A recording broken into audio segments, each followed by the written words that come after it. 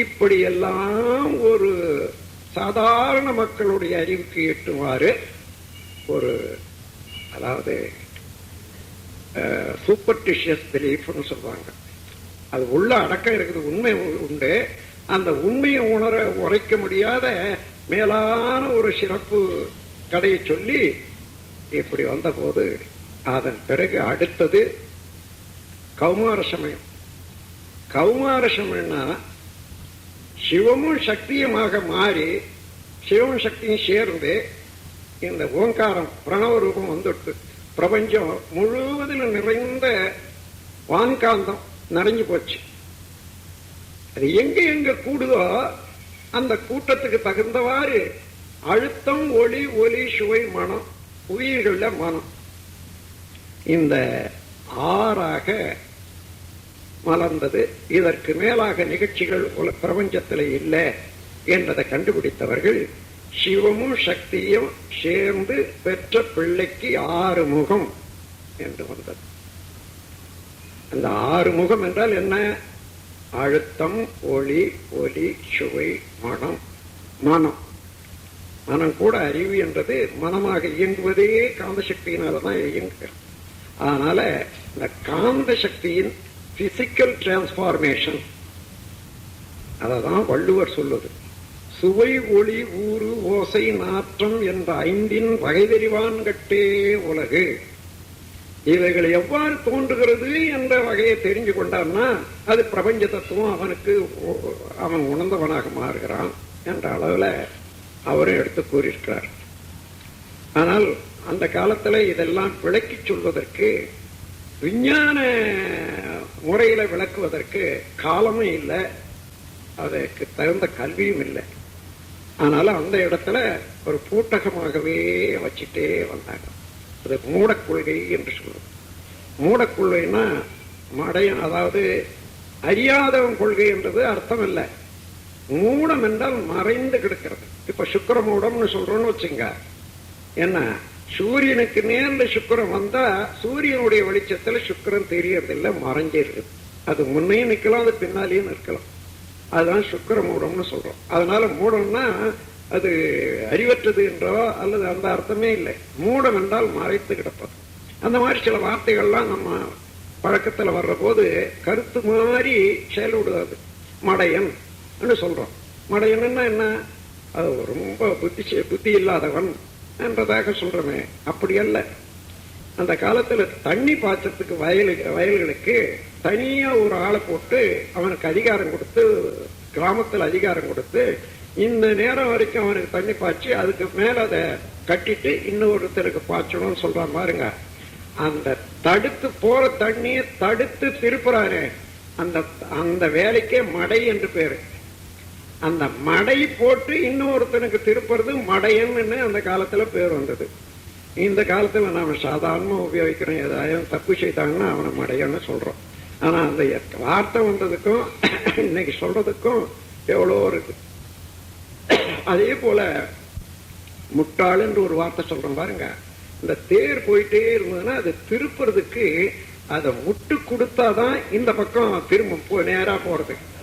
அதுக்கு அங்க உள்ள இருந்து துணிவா இருந்து செய்யக்கூடியவர்களுக்கு சிலருக்கு தான் தெரியும். அங்க போய் அந்த முட்டு கொடுத்தான்னா தான் வரும். அவனுக்கு முட்டு ஆளுன்னு வச்சான். அவனும் இன்னொருத்தன் என்ன சாமி தூக்கிட்டே போறாங்க பாருங்க. ஒவ்வொரு இடத்துல நிக்க வேண்டியதா இருக்கும். சில இந்த சாதாரணமா தூக்கிட்டு போற சாமி தூக்குற வித்தை வேற.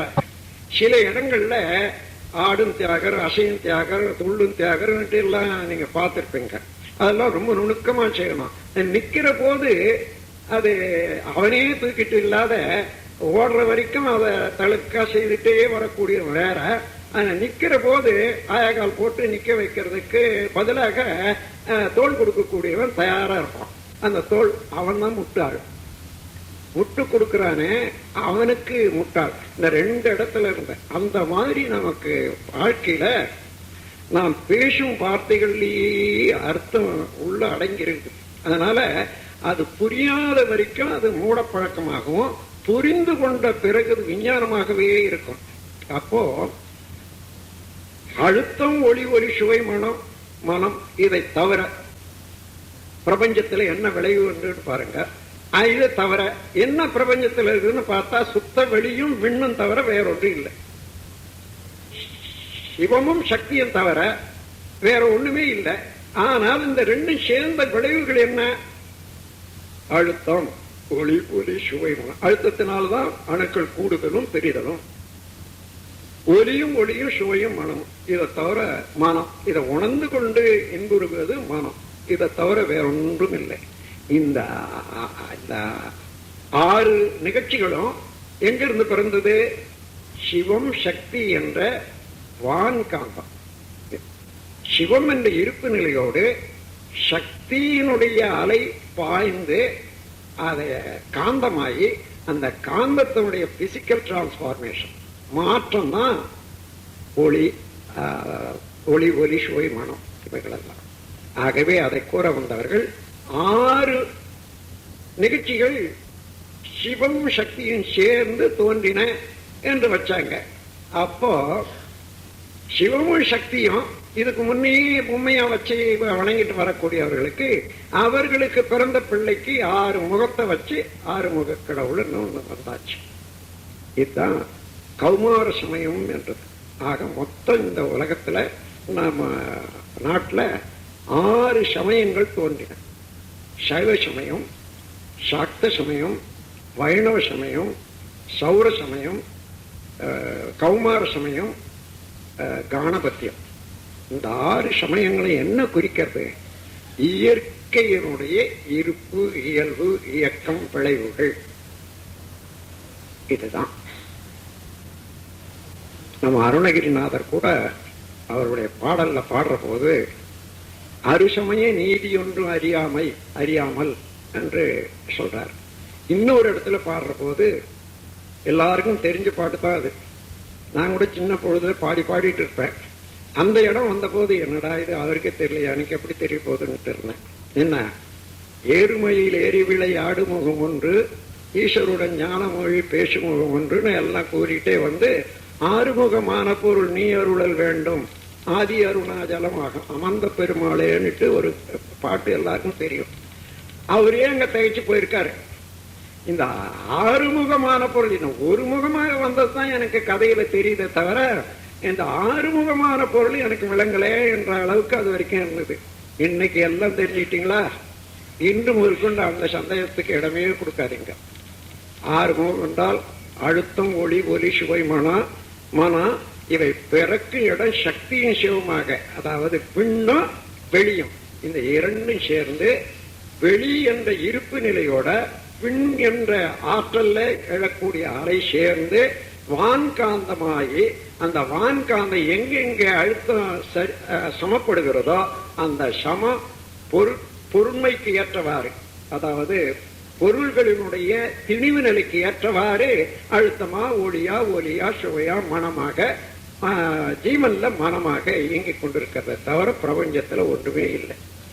இதை விளக்குவதுதான் இந்த முழுமையும் பார்த்தோம்னா, இந்த இந்திய நாட்டில் ஒரு சமயம் இருந்தது, அத இந்து சமயம் என்று சொன்னா, உண்மையிலேயே இந்து சமயத்தை பற்றி தெரிந்து கொள்ள வேணுமானால் இந்த 6 சமயங்களை பற்றி தான் நீங்க தெரிந்து கொள்ளணும்.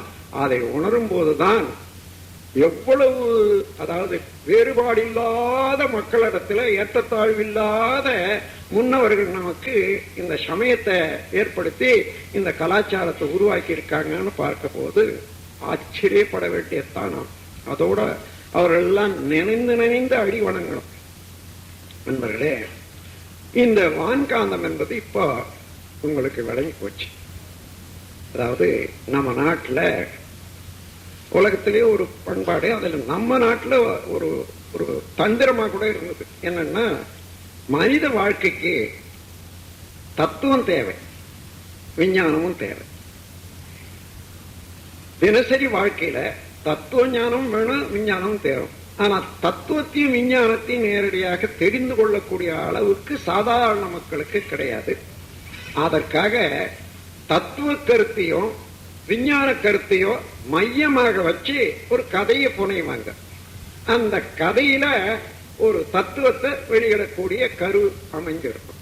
அதே போல ஒரு விஞ்ஞான கருத்தை வெளியிடுவதற்கு உரிய கரு அமைஞ்சிருக்கு. அதன் மூலமாக கட்டப்பட்டதுதான் இந்த இந்து சமயத்துல பல கதைகளும். பின்னால அது மூடக்கொள்கை என்றும் அல்லது அர்த்தம் புரியாமல் வேறு வேறாகவும் சடங்கு எடுத்துக்கொண்டு சத்த மறந்துட்ட காரணத்தினால அது பரிகாசமா இருக்குதே தவிர ஒவ்வொரு செயலுக்கும் விஞ்ஞானபூர்வமான விளக்கம் உண்டு.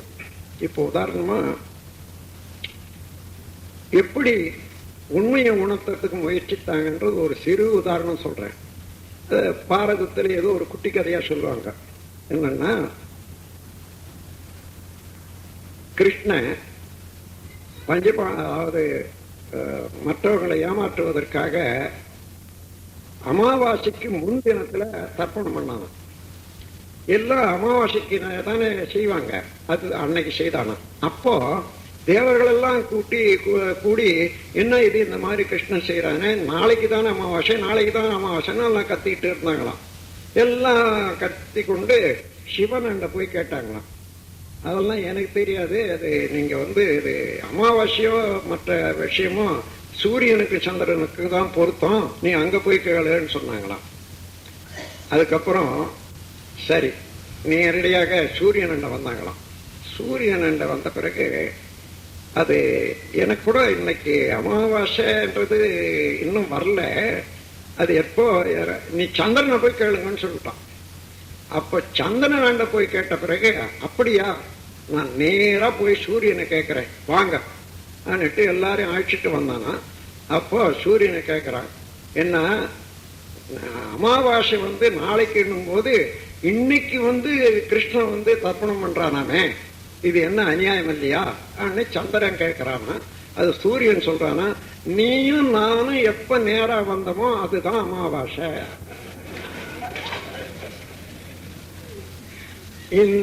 அதாவது விஞ்ஞான உண்மையை சாதாரண மக்களுக்கு உணர்த்துவதற்கு அவங்க எந்த தந்திரமாக எப்படி கட்டியிருக்காங்க, அது பொய்க்கதை அல்லது புனைக்கதைன்னுட்டு தள்ளி விடுவதை விட எந்த நோக்கத்தோட எவ்வளவு ஒரு பெரிய உண்மையை சாதாரண மக்களுக்கு போதிப்பதற்கு இந்த மாதிரி கதைகளை ஏற்படுத்தினாங்கன்னு பாருங்க. அப்படி எழுதின கதைகள் எல்லாம் துண்டு துண்டா எழுதின கதையெல்லாம் 5000 வருடத்துக்கு முன்னதாக பதஞ்சலி என்ற ஒரு முனிவர் எல்லாத்தையும் தொகுத்து, வியாசர் என்றவர் தொகுத்து நூலாக்கிய போதுதான் பல நூல்கள் நமக்கு உருவானதாக ஒரு கதை இருக்கு. ஆகவே இந்த முறையில வான் காந்தன்னா வேறொன்றும் இல்லை. இப்போ சிவம் என்பது இருப்பு நிலை, ஆதிநிலை, பரநிலை. பரம் என்ற வார்த்தையே அதற்கு மேல ஒன்று இல்லாத ஒரு நிலைக்குத்தான் பரம்னு சொல்றது. அதே போல பரம அணுன்னு சொன்னாங்கன்னு வச்சுக்கோ, அணுன்னா நுண்ணிய மூல பொருள், அதை விட நுண்ணியது இல்லை என்று சொல்வதற்காக பரம அணுன்னு. பரம புருஷன் சொன்னா அந்த ஒரு நல்ல ஒரு மனிதன் அவனை விட வேற யாரும் இல்லை என்ற ஒரு அழுத்தத்தை கொடுக்கறதுக்கு பரம புருஷன் என்று சொல்லுவாங்க. அதனால பரம் என்றால் அதற்கு மேல் இல்லாதது என்ற வார்த்தையை பரம் என்று சொன்னாங்க, சிவம் என்று சொன்னாங்க, பூர்ணம் என்று சொன்னாங்க. இப்போ அந்த பூர்ணம் என்ற வார்த்தையை எடுத்துக்கொள்ளுங்க. பூர்ணம்னா ஏதாயிலும் இல்லைன்னு சொல்ல முடியுமா? அதில் அதை பூர்ணம்னு சொல்லுவாங்களா? பூர்ணம் என்று எப்போ நினைக்கிறோமோ அது ஆங்கிலத்தில் பிளங்கம்னு ஒரு வார்த்தை வருது. எல்லாம் அடங்கிய ஒன்று என்றதான் பிளனம், அதைத்தான் பூர்ணம் என்று சொல்லணும். அதனால அந்த பூர்ணம் என்ற ஒரு சிவநிலையில, இருப்பு நிலையில, அப்படியானா சுத்த வெளிய நம்மால ஏன் உணர முடிய? வெற்றிடமா தானே உணர்றோம் நீங்க கேட்கலாம். நீங்க யாரு? சரியா நினைச்சு பார்த்தீங்கன்னா உங்களுக்கு ரூபம் இருக்குதா? நீங்களும் அருவம் தான். நுண்ணிய அணுவையும் நீங்க நினைக்கிறீங்கன்னா அதை தாண்டி நின்றுதான் அதை நினைக்கணும். எங்க நின்று நினைக்கிறீங்க? எதுவாகி நினைக்கிறீங்க? சுத்த வெளியாக இருந்துதான் நினைக்கிறீங்க. அப்ப அறிவே சுத்த வெளிதான். சுத்த வெளி அங்கேயே சுத்த வெளியாக இருக்கிறது, ஜீவன்ல அறிவாக இருக்கிறது. அண்டத்தில் கடவுளாக அழைக்கப்படுவன் பிண்டத்தில் உயிரென பேசப்படுகிறான் கண்டத்தின் மேலே கருவில் நிலைத்தவன் அண்டத்தும் பிண்டத்தும் அவனே காண்கிறான் என்று ஒரு சுத்திரம் எழுதியிருக்கார். நண்பர்களே, இப்போ அந்த சிவம் என்ற பூரணத்துல சுத்த வெளியில தன்னடக்கமாக இருந்த வேகம் விவேகம் ரெண்டும் தான் பிரம்மத்துக்கு உள்ளடங்கிய தன்மைகள். வேகம் என்பது போர்ஸ், விவேகம் என்பது கான்சியஸ்னஸ். எந்த இடத்துல வேகம் இருந்தாலும் அந்த வேகத்தை கட்டுப்படுத்தி ஒழுங்குபடுத்தி முறைப்படுத்தி இயக்க ஒழுங்கு ஆற்றுவதற்கு தானே அது இயக்க ஒழுங்காற்றலாக வருது பாருங்க. அதுதான் அறிவு. நம்ம அறிவு என்றத சிந்தனைக்கும் உணர்ச்சிக்கும் உள்ளதான் அறிவுன்னு நினைக்கிறோம். அது மொழி வழக்கில் அப்படி வந்துருக்கு. ஆனா அதற்கு முன்னவே அறிவு இருக்கிறது, அணுவிலையும் அறிவு இருக்கிறது. எப்படி? இயக்க ஒழுங்காக. அதனால அது ஆதியிலையும் இருக்கு. எப்படி? வேகம் விவேகம். சுத்த வெளி, அதாவது பதி, வேகம் பசு, விவேகம் பாசம். அப்படி அந்த இடத்துல அதனாலதான் சைவ சித்தாந்திகள் இந்த வேதாந்திகள் சொல்றாங்களே, எல்லாம் ஆதியில பரம் ஒன்றுதான் இருந்தது, மற்றதெல்லாம் அதன் பிறகு பிறந்தது என்று சொன்னாங்க அத்வைதத்துல. அவர்கள் என்ன பண்ணாங்க? இல்லை இல்லை, இந்த பதி பசு பாசம் மூன்றுமே ஆதியிலேயே இருந்தது, இவ்வளவுதான். அவன் புரிஞ்சுக்க முடியல, அவனை இவன் புரிஞ்சுக்க முடியல, சண்டை போட்டுட்டு இருக்காங்க. இப்போ ஏன்னா ஒண்ணு இன்னரண்ட் போர்ஸா இருந்தது தான், அதுக்கப்புறம் மலர்ந்தது. அத மலர்ந்த நிலையை விட்டுட்டு இருந்த நிலையை வச்சுட்டு பேசுறான் இவன். இவன் மலர்ந்த நிலையும் சேர்த்து இது அங்க இல்லாத போனா இங்க வருமா என்றதை வச்சு சொல்றான். அதனால ஒண்ணுமே அதை உணர்ந்து கொள்ற போது இந்த சைவ சித்தாந்தமும் சரி அல்லது வேதாந்தமும் சரி வேறுபட்டதே இல்லை. ஆகவே அந்த நிலையில நீங்க போய் நீங்க பார்த்தீங்கன்னா, இந்த விநாயகருக்கு எனக்கு நான் ரொம்ப நாளா இந்த விநாயகர் உருவம் எப்படி வந்தது அதை வந்து நான் ஆராய்ச்சி பண்ணிட்டு தான் இருக்கிறேன். எங்க பார்த்தாலும் யார் சொல்றவங்க இருக்காங்க. அதுக்கப்புறம் ஒரு நாள் ஏதோ ஒரு பஜனை பண்ணிட்டு இருக்காங்க. அங்க போனா ஒரு பாட்டு பாடுறாங்க. பிடியதன் ஒரு உமை குளமிகு கரியது வழிகொடு தனதடி வழிபடும் அவரிட தட தட தட தட தட தட தான் இருக்க தவிர தாவாரம் இல்லை, தனக்கொடு வீடில்லை, தேவாரம் ஏழுக்கடி புதம்பாய். புதம்பு சித்த பாடுறாருங்கன்னா கவி எடுத்து பாருங்க. தாவாரம் இல்லை, அவன் தான் பாடினானே, தெளிவா நமக்கு எல்லாருக்கும் புரிஞ்ச மாதிரியா பாடினான். தாவி பிடிக்க ஆரம் இல்லை, அதாவது தாவி பிடிச்சு நான் கரையை ஏறுவதற்கு ஒரு கயிறு இல்லை, தாவ ஆரம் இல்லை, தனக்கு ஒரு வீடு இல்லை, தானாகவே தனக்கு எந்த இடத்துல இருந்து வந்தோன்னு தேர்ந்தெடுத்துக்கொண்டு அங்க போய் சேர்றதுக்கு ஒரு வீடு இல்லை. அதாவது சொல் புத்தியும் இல்லை, சுய புத்தியும் இல்லைன்றான். தாவாரம் இல்லை, தனக்கொரு வீடு இல்லை, தேவாரம் எதுக்கடி, தேவனுக்கு ஆரம் பாடிக்கொண்டே இருக்கீங்களே, இது எதுக்காக சொல்றான். அந்த மாதிரி இந்த பிடியதன் ஒரு உண்மை கொள்ள இந்த மாதிரியான கதைகள் நிறைய வருது பாருங்க. இந்த கதைகள் எல்லாம் கேட்கிறவங்களுக்கு சித்தர்கள் வந்து உண்மை நிலையை அறிஞ்சவன். இது மற்றவர்களுக்காக அதாவது நேரடியாக அவங்க வந்து விவாதம் பண்ண மாட்டாங்க. வேதாந்திகள் மாதிரி சித்தாந்திகள் எல்லாம் காரியவாதிகள், நேரடியாக ஏதாவது எழுதி வச்சுட்டு போயிட்டே இருப்பாங்க. அதே போலதான் நம்ம வள்ளுவர் கூட அவர் எழுதினார அரங்கேற்றணும்னு ஒரு பாடவே இல்லையே, நீங்க பார்த்து எடுத்துக்கங்க, அதுல ஒரு சில சூதுகள் நடந்து அந்த மாதிரி எழுதி வச்சுடுவாங்க. அந்த மாதிரி எழுதி வச்ச போது இப்படி எல்லாம் பாடியிருக்காங்க.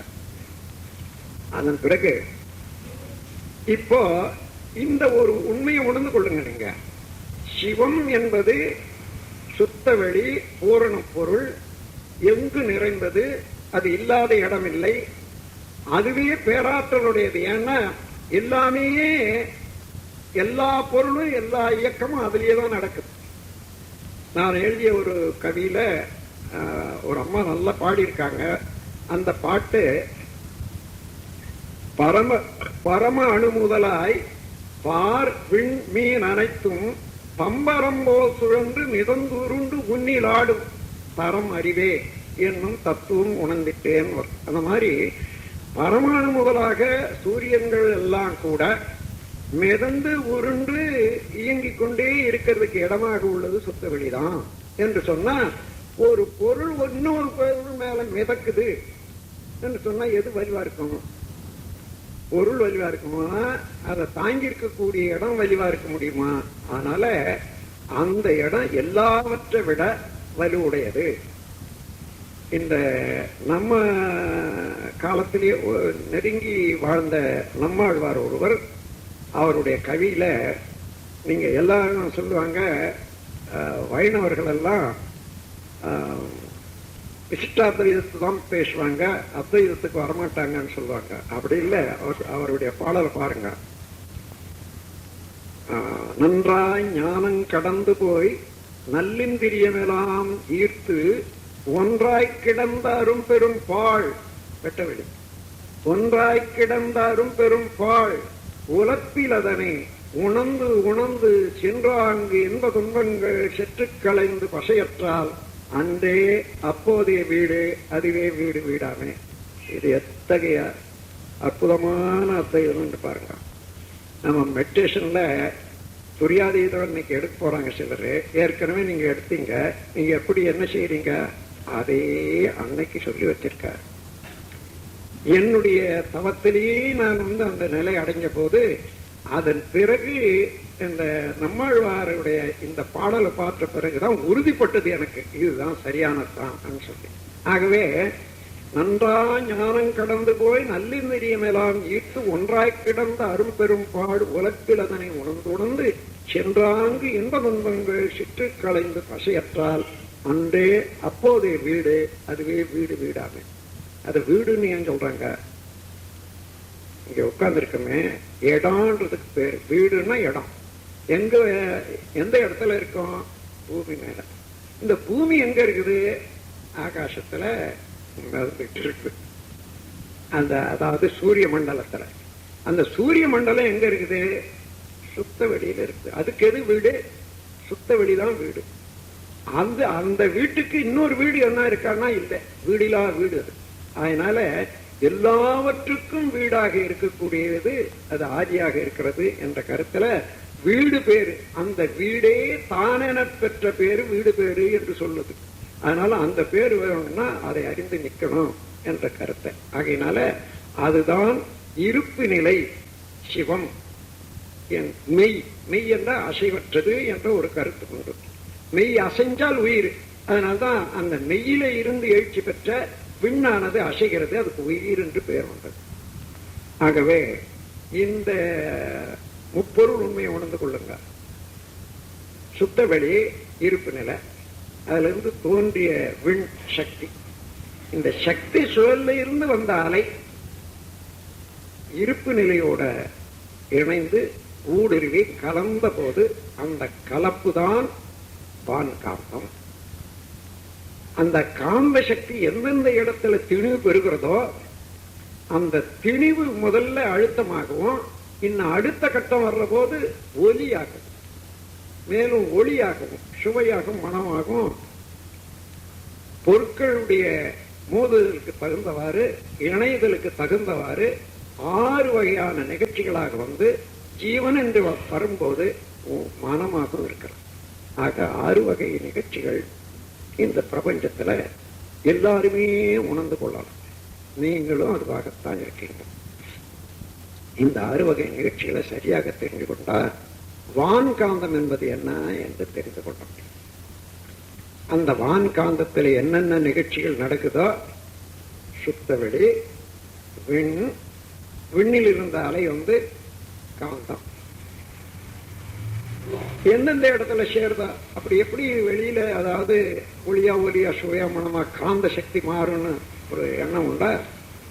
மழை பெய்யும் போது இடி இடிக்குத, மின்னல் வருத, எங்க 2 பொருள் ஏதாயிலும் திடப்பொருள் இருந்துகிட்டு ஒன்னோடு ஒண்ணு இடிச்சா வருது. அங்க கொஞ்சம் கவனிச்சு பாருங்க.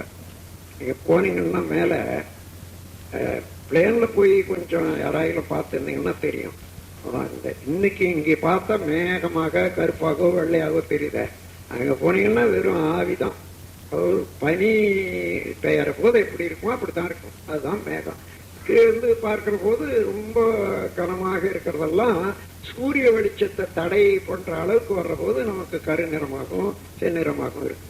அதனால இந்த அங்க ஒண்ணுமே இல்லை, கெட்டி பொருள் என்பது ஒன்று இருக்கிறதுக்கே இல்லை. ஆனால் அதுலயே அங்க காந்த சக்தி சேர்ந்து திணிய பெற போது அங்க ஒரு மாஸ்டர் உண்டாயி அந்த மாஸ்டர் கீழே இறங்கினா போதும். பூமிக்கு இதுக்கும் அதுக்கும் ஒரு கனெக்ஷன் வந்துடுதுன்னா அங்கேயே அந்த மின்சாரமா மாற ஆரம்பிக்குது. மின்சாரமா மாறினா என்ன அப்சர்வ் பண்றதுக்கு என்ன உண்டு? அதனால அடி ஒரே இடி மின்னல், வெளிச்சமும் ஒலியும் வருது. ஒரு ரெண்டு பொருள் மோத வேண்டியது இல்லை, அதே மின்சாரம் தான். வான்காந்தம் தான் இப்ப நாம பாக்குற வெளிச்சமெல்லாம். இந்த இதெல்லாம் கண்டுபிடிச்ச சித்தர்கள் அந்த வானிலை இருந்து விழக்கூடிய அந்த வரக்கூடிய நெல்ல பூமியில இருந்து ஏற்படக்கூடிய சில ரசாயனங்கள் எல்லாம் கண்டுபிடிச்சு அதுல அது உடம்புக்கு இவ்வளவு நன்மை செய்யக்கூடியது என்று அதுல 3 வகையான உப்புக்களை தேர்ந்தெடுத்து முப்பு என்ற இதை முறையை கொண்டு வந்தாங்க. அதை வைத்தியர்கள் பார்த்து கொள்ளட்டும், அதோட நான் உங்களுக்கு விளக்க முடியாது விட்டுறேன்.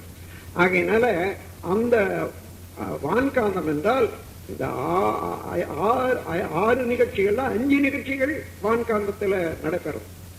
ஆனால் இன்னொரு நிகழ்ச்சி என்ன? ஜீவன் என்ற மனம் என்ற நிகழ்ச்சி. அதே போல இந்த உடலுக்குள்ளாக சுத்தவெளி இருக்கிறது, விண் இருக்கிறது.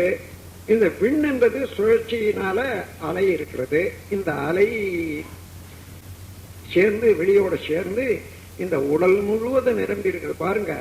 இதுக்கு பேர் தான் ஜீவகாந்தம். அதாவது இந்த உடல்ல அது ஆகாயத்துல எது விண்ணாக இருக்கிறதோ, ஆகாசமாக இருக்கிறதோ, அதே ஆகாசம் தான் இந்த உடலுக்குள்ளாக உயிராக இருக்கிறது. அதனால இந்த உயிர் சக்தியிலிருந்து வர்றதுனால இந்த காந்தம் உயிர் காந்தம் என்றதுக்கு பதில் ஜீவகாந்தம்னு சொல்றோம், வேற ஒண்ணும் இல்லை. அங்க இருக்கிறது யூனிவர்சல் மேக்னட்டிசம் என்று ஆங்கிலத்தில் சொல்றோம். இத பயோ மேக்னட்டிசம்னு சொல்றோம். பயோ என்று எந்த இடத்துல வந்தாலும் உயிரை குறிக்கும், உயிர் தொடர்பு உண்டு என்பது குறிக்கும். அதனால இந்த பயாலஜி என்ற வார்த்தை கூட அப்படித்தான். அப்போ இந்த பயோ மேக்னட்டிசம் என்றது உடலை சேர்ந்தது. இப்போ உடல்ல இருக்கக்கூடிய இயக்கம் வேற, பிரபஞ்சத்தில் இருக்கக்கூடிய இயக்கம் வேற. அந்த காந்தம் வேற, இந்த காந்தம் வேற இல்லை. ஆனாலும் இந்த ஜீவகாந்தம் என்பது ஒரு எல்லைக்கு உட்பட்டு தனி சுவிட்ச் போர்டு ஒண்ணு வச்சுக்கிட்டு இருக்கு. ஏற்றமோ இறக்கமோ செலவாகிறது, பீஸாய் போறது. ஆனா அந்த வான்காந்தத்தில் அதெல்லாம் ஒன்றும் ஆகாது, என்னைக்கு நிரந்தரமாக இருக்கும். அதனால அது முற்றறிவாகவும் முழுமுதற் பொருளாகவும் இருக்கிறது வான்காந்தம். ஜீவகாந்தம் தோன்றி இயங்கி முடிஞ்சு போகுது. ஆகவே இந்த ஜீவகாந்தம் என்னென்ன வேலை செய்யுதுன்னு இப்ப பாருங்க. நீங்க சாப்பாடு சாப்பிட்றீங்க, இந்த சாப்பாடு என்ன ஆகிறது என்று ஒரு கேள்வி எழுப்பிக்கொள்ளும். இந்த கேள்விய நான் ஒரு அன்பரண்ட கேட்டேன். நான் கடவுள் அதனுடைய இயக்கம் என்றதை பற்றி ஒரு நாள் பேசிட்டு இருந்தேன். எங்க கிராமத்திலேயே பக்கத்து ஊர்ல இருந்து ஒருத்தர் வந்திருந்தார், ரொம்ப ஆராய்ச்சியாளர். அதை கேட்டுட்டே இருந்தாரு. ஆனா நேரமாச்சு, போயிட்டாரு. காலையில 5:30 மணிக்கு வீட்டுக்கு வந்தாரு. ஐயா, ராத்திரி பேசியிருந்தீங்களே, அதுல எனக்கு மனம் கொள்ளலை, நீங்க பேசுறதெல்லாம் நான் ஒப்புக்கொள்ள முடியாது. கடவுள் என்பதை பற்றி நீங்க ஏதோ விரிச்சு சொன்னீங்க, கடவுள் என்பது ஒன்று இருக்குன்றத நான் ஒப்புக்கொள்ள முடியாது. யாருமே சொல்லலையே, உங்களை ஒப்புக்கொள்ள முடியாத சொன்னேன். இல்லை இல்லை இல்லை, நீங்க விளக்கும் போது அதை நீங்க எனக்கு ஆன்சர் கொடுக்கணும். சரி, நீங்க சாப்பிட்றீங்களான்னு கேட்டேன். சாப்பிடாத எப்படி நான் வாழ முடியும்? சாப்பிட்றேன்னாரு. சாப்பாடு என்ன ஆகுதுன்னு ஜீரணிச்சு போகுது. அது அப்படி சொல்ல முடியாதுங்க, நல்லா யோசித்து பண்ண. கொஞ்ச நேரம் சொன்னாங்க. நான் சொல்றேன். உள்ள சாப்பிட்ட பிறகு முதல்ல ஜூஸ் பிரியுது. அங்கே உடல்ல ஹைட்ரோகுளோரிக் ஆசிட் ஒன்று உற்பத்தி ஆகி அது எதுமா சேர்ந்து ஜூஸ் வடிகட்டி ஜூஸ் ரசம் பிரியுது. அந்த ரசத்துல ஒரு பெரும்பகுதி ரத்தமாக மாறுது. அந்த ரத்தத்துல பெரும்பகுதி சதையாக மாறுது. சதையில இருந்து கொழுப்பு எண்ணெய் தனியா பிரிச்சு எடுத்து கொழுப்பு உற்பத்தி ஆகுது. அந்த கொழுப்புல கால்சியம் பிரிஞ்சு போன்ஸ் எலும்பு உற்பத்தி ஆகுது. அந்த எலும்புக்கும் புறையில ஊடுருவி அந்த ரசம் வர்ற போது அது மஜ்ஜை என்றது ஒரு வஸ்துவாக மாறுது. மஜ்ஜையில இருந்து எசன்ஸ் தான் செக்ஷுவல் வைட்டல் ஃப்ளூயிட் விந்து அல்லது நாதம் என்பதாக பிரியுது. இந்த 7 தாதுக்களாக பிரிந்து உடல்ல அந்தந்த தாதுக்களுக்கு சத்தாக மாறி தொடர்ந்து ஒரு கோஆர்டினேஷன் ஒத்துழைப்போட இயங்கிக் கொண்டிருக்கிறது. எல்லா இயக்கமும் அது மூளையில இருந்து கண்ணு வரையில கால் வரையில எல்லா இயக்கமும் அதனால தான் நடைபெறுது. ஆமாங்க. சரி, இப்போ இதெல்லாம் நீங்க சாப்பிட்டீங்களே, அதன் பிறகு நீங்க அதை பற்றி இந்த வேலையில எதனா ஒண்ணு செய்யறீங்களான்னு கேட்டேன். இல்ல இல்ல. உங்க அப்பா அம்மா செய்யறாங்களா? இல்லைங்க. இல்ல உங்க நண்பர்கள் யாராயிலும் செய்யறாங்களா? அது எப்படி அவங்களும் செய்வாங்க? சரி, பின்ன எப்படிதான் அது நடக்குதுன்னு நினைக்கிறீங்க? அது இயற்கையா நடக்குது. அந்த இயற்கை என்ற வார்த்தை உங்களுக்கு அப்பால, மனித மனத்துக்கு அப்பால, மனிதனுடைய செயல்களுக்கு முடியாததாக நுண்ணிய செயல்கள் எல்லாம் நடத்துவதற்கு ஒரு இயற்கைன்னு சொல்றீங்களே, அந்த இயற்கை பெரியவங்க கடவுள் என்ற வார்த்தையினால சொன்னாங்க. பேரை ஒன்ன மாத்திக்குங்க. நீங்க இயற்கைன்னு ஒண்ணு சொன்னதுனால தப்பு இல்லை. அது ஒண்ணு இருக்கிறது. அது பெரிய ஆற்றல் பெற்றது. பிரபஞ்சம் முழுவதும் எல்லா பொருளும் இருந்து இயங்கிக் கொண்டிருப்பது. முறை தவறாதது, நீதி தவறாது என்றெல்லாம் ஒப்புகிறீங்களா? அதைத்தான் அவங்க கடவுள்னு சொன்னாங்க. அதைத்தான் நானும் வர்ணிச்சேன்னு சொன்னேன். அப்ப அதெல்லாம் சரிதாங்க. இந்த உருவ சிலையெல்லாம் வச்சுக்கிட்டு சுத்திட்டு வராங்க. நான் வரும்போது பார்த்தேன், இந்த பிள்ளையார் கோயில்ல ஒருத்தர் சுத்தி வந்து அந்த கல்லை சுத்திட்டு வந்து குட்டு போட்டுக்கிட்டு இருக்கான். அது எப்படின்னு அதெல்லாம் பரவாயில்லைங்க. அதனால உடம்புக்கு ஒரு 10 சுத்தி வந்தா நல்ல நடை போடுறதுக்கு நல்லா இருக்கும்.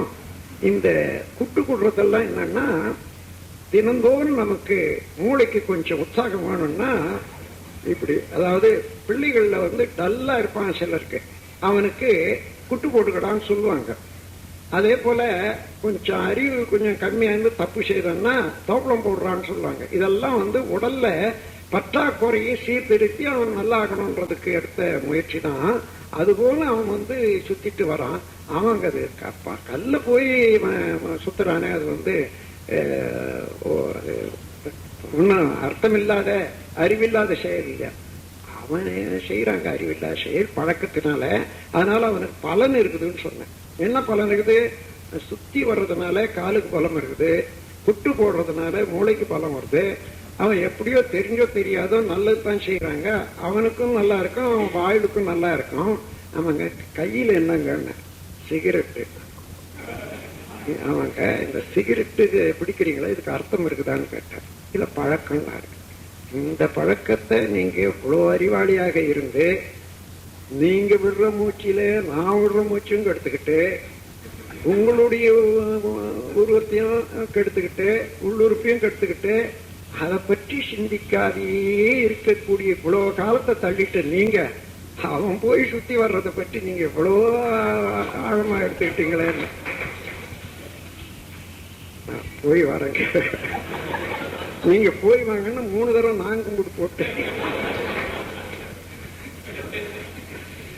அனுப்பிச்சேன். அந்த முறையில இப்போ நீங்க சிந்திச்சு பாருங்க, இதெல்லாம் எப்படி நடக்குது.